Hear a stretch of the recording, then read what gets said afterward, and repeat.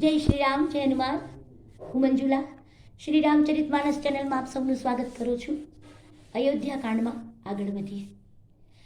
અસ કહી કુટિલ ભઈ ઉઠી ઠાડી, અસ કહી કુટિલ ભઈ ઉઠી ઠાડી, માનહુ રોષ તરંગીની બાઢી, पाप पहार प्रगट भई सोई, भरी क्रोध जल जाई न जोई, दोबर कूल कठिन हठ धारा, भंवर कुबरी बचन प्रचारा, ढाहत भूप रूप तरु मूला, चली विपत्ति बारिधि अनुकूला, लखी नरेश बात फुरी साची,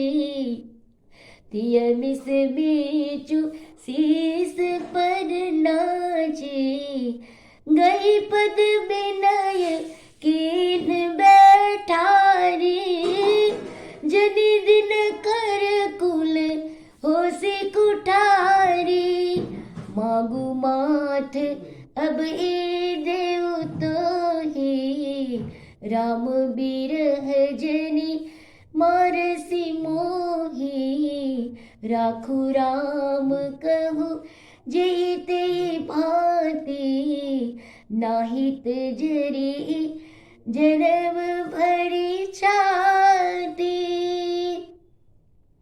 देखी व्याधि असाध नृप परे उधरनी धुनी मात, कहत परम आरत बचन, राम राम रघुनाथ, व्याकुल राहु शिथिल सब दाता, करी विकल्प तरु मन उनि पाता, कंठु सुख मुख आवन बानी, जनु पाठीनु दीन बिनु पानी, पुनि कह कटु कठोर कह के, मन उगायम हूँ माहुर दे, जो अंतहु अस कर तबु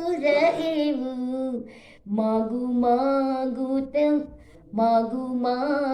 तुम केहि बल कहेऊ, दुई की ओई एक समय भुआला, हस बठठाई फुलाउब गाला, दाने कहाउब अरु कृपनाई, होए कि केम कुशल रोताई, छाड़हु बचनु की धीरजु धरेऊ, जनि अबला जिमि करुणा करेऊ, तनु तिय तनय धामु धरु धरनी, सत्य संध कहूँ त्रिन सम बरनी, मर्म बचन सुनि राम कहु कछु दोष रे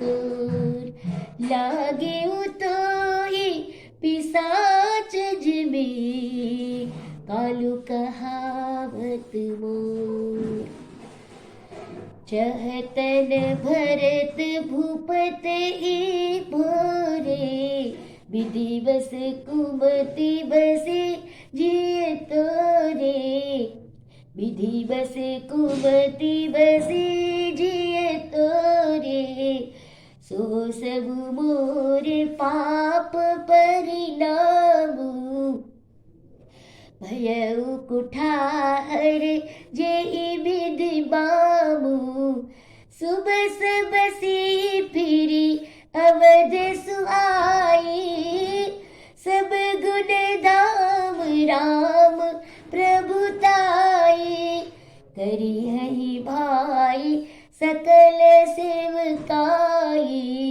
होई तेहु पुर राम बड़ाई।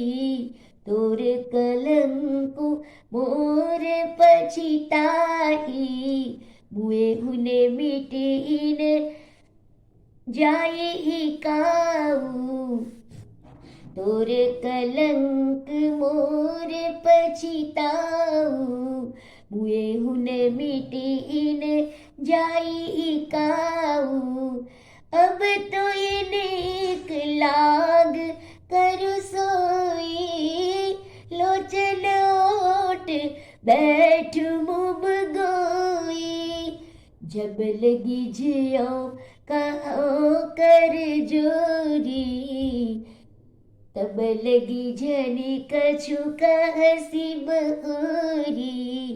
फिरी पछी ते हसी अंत भागी, मारसी गाई नहारू लागी। परिउराऊ कही कोटि विधि, काहे करसी निदान। कपट सयानिन कहती कछु, जागत बरहु बसान। આમ કહીને કુટિલ કૈકેયી ઊભી થઈ ગઈ. જાણે કે કૈકેયી રોષથી ભરેલી નદી છે અને એ નદી પાપના પહાડમાંથી પ્રગટ થઈ છે અને ક્રોધરૂપી પાણીથી ભરેલી છે. અત્યંત ભયાનક છે. વરદાન રૂપી એ બે નદીના કિનારા છે. બે વરદાન એ નદીના કિનારા છે. કઠોર હઠ એ આ નદીનો તીવ્ર પ્રવાહ છે. મંથરાના વચનોની પ્રેરણા એ આ નદીમાં આવેલું તોફાન છે. અને જાણે આ રોષથી ભરેલી નદી મહારાજ દશરથ રૂપી વૃક્ષને વિપત્તિ રૂપી સમુદ્રમાં ખેંચીને લઈ જઈ રહી છે. મહારાજે જાણ્યું કે વાત સત્ય છે. મહારાજ વિચારે છે કે આજે સ્ત્રી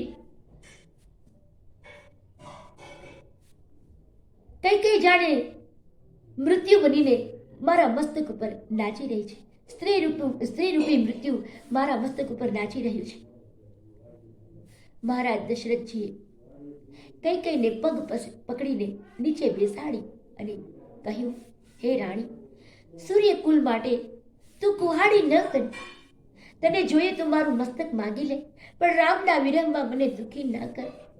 રામના વિરહમાં તું મને ન માર. હે રાણી, તું રામને કોઈ પણ પ્રકારે રાખી લે, નહીતર જ્યાં સુધી જીવીશ ત્યાં સુધી તારી છાતીમાં જલન થશે. રોગ અસાધ્ય છે એવું જાણીને રાજા રામ રામ એવા આર્ત વચનો કહીને માથું પટકીને નીચે પડ્યા. રાજા ખૂબ વ્યાકુળ છે. તેમના અંગો શિથિલ થઈ ગયા છે. જાણે કોઈ હાથીએ કલ્પવૃક્ષને જળમૂળથી ઉખેડી નાખ્યું છે. રાજાનો કંઠ સુકાઈ ગયો છે. મુખમાંથી કોઈ શબ્દ નીકળતા નથી. જાણે પાણી વગર પેના નામની માછલી તડપી રહી હોય એવું લાગે છે. કૈકેયી ફરીથી કઠોર વચનો બોલે છે. જાણે ઘા ઉપર ઝેર નાખી રહી છે. કૈકેયી કહે છે, હે રાજા, અંતમાં જો આમ જ કરવું હતું તો માંગ માંગ એવું કોના બળે કહેતા હતા? શું ક્યારેય મોટેથી હસવું અને ગાલ ફૂલાવવા એ બે વાત ક્યારેય શક્ય બને? દાની પણ કેવડાવવું અને કંજુસાઈ પણ કરવી, શું આ ક્ષત્રિય માટે સારું છે? ક્ષત્રિયની આમાં ભલાઈ છે? હે મહારાજ, વચનો છોડી દો અથવા ધીરજ ધારણ કરો. આમ અસહાય સ્ત્રીની જેમ વિલાપ શું કરો છો? સત્ય પ્રતિજ્ઞાવાળા માટે તો શરીર, સ્ત્રી, પુત્ર, ઘર અને ધન બધું જ તણખલા જેવું તુચ્છ હોય છે. રાણીના આવા મર્મ વચન સાંભળીને રાજા કહે છે, તું ગમે તે કહે, તારો કોઈ દોષ નથી. આજે કાળ જાણે તને પિશાચ બનીને, મારો કાળ તને પિશાચ બનીને વળગ્યો છે. અને આ બધું તારા મુખે બોલાવડાવે છે. ભરત તો ભૂલમાંય રાજા બનવા માંગતો નથી, પણ હોની વશ તારા મનમાં કુબુદ્ધિએ પ્રવેશ કર્યો છે. આ બધું મારા પાપનું જ પરિણામ છે, જેને કારણે આ સારા અવસરે વિધાતા મારાથી વિપરીત બન્યા છે. હે રાણી, સાંભળી લો. કાલ સવારે અવધ પાછી હતી એવી થઈ જશે. સમસ્ત ગુણોના ધામ એવા રામને પ્રભુતા મળશે.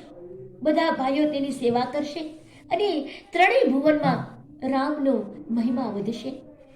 પણ હે રાણી, તારું કલંક અને મારો પસ્તાવો તો મર્યા પછી પણ નહીં મીટે, મર્યા પછી પણ નહીં મટે, એ ક્યારેય નહીં ધોવાય.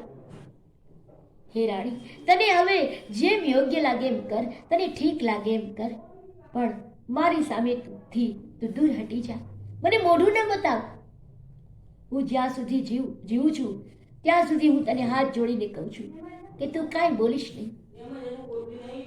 હે અભાગણી, તું પછી ખૂબ પસ્તાઈશ. એક ચામડાની દોરી માટે તું આખી ગાયને મારવા ઊભી થઈ છે. હે રાણી, તું આવું શા માટે કરે છે? આવું અનેક પ્રકારે સમજાવીને રાજા ધરતી પર પડી જાય છે.